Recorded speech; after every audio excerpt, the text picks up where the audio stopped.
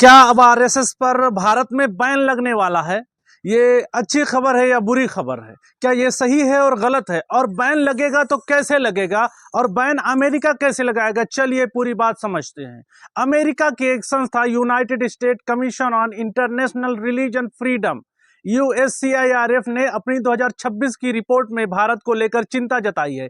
USCIRF एक ऐसी संस्था है जो हर देश पर नजर रखती है कि किसी देश की माइनॉरिटी या मेजॉरिटी लोगों की धर्म का मानने का कोई जबरदस्ती दबाव ना रहे, उनको धार्मिक रूप से अत्याचार उनके ऊपर ना हो। इस आयोग ने अमेरिकी सरकार यानी डोनाल्ड ट्रंप प्रशासन को सलाह दी है कि भारत के संगठन RSS पर लक्षित प्रतिबंध लगाने पर विचार किया जाए। अब सवाल यह है कि यह आयोग है क्या?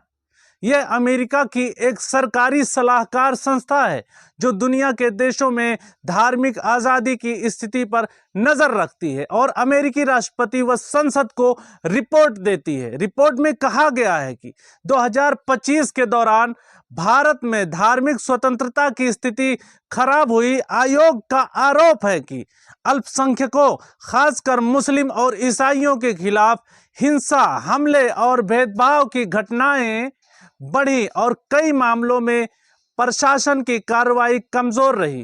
रिपोर्ट में कुछ बातें खास तौर पर कही गई। कई राज्यों में एंटी कन्वर्जन कानून सख्त किए गए। गौ हत्या कानूनों के नाम पर हमलों के मामले सामने आए। कुछ जगहों पर धार्मिक स्थलों और समुदायों पर हमले हुए। CAA विरोधी आंदोलन से जुड़े लोगों जैसे उमर खालिद और शर्जील इमाम को लंबे समय से बिना ट्रायल जेल में रखने का भी जिक्र किया गया। इस रिपोर्ट में भारत को फिर से कंट्री ऑफ पर्टिकुलर कंसर्न यानी CPC यानी धार्मिक आज़ादी को लेकर गंभीर चिंता वाले देशों की सूची में रखने की सिफारिश की गई है। अगर CPC वाले देशों में भारत को रखा जाता है तो कई सारी चीज़ों पर अमेरिका द्वारा भारत पर प्रतिबंध लगा दिया जाएगा। इस सूची में चाइना, ईरान, पाकिस्तान जैसे देश भी शामिल किए जाते हैं। अब भारत का पक्ष भी समझ लीजिए। भारत सरकार पहले भी ऐसी रिपोर्टों को पक्षपाती और राजनीतिक बता चुकी है। सरकार का कहना कि ये संस्थाएं भारत की जमीनी हकीकत को ठीक से नहीं समझती। तो फिलहाल स्थिति ये है, अमेरिका के एक आयोग ने सिफारिश की है। ये कोई अंतिम फैसला नहीं है।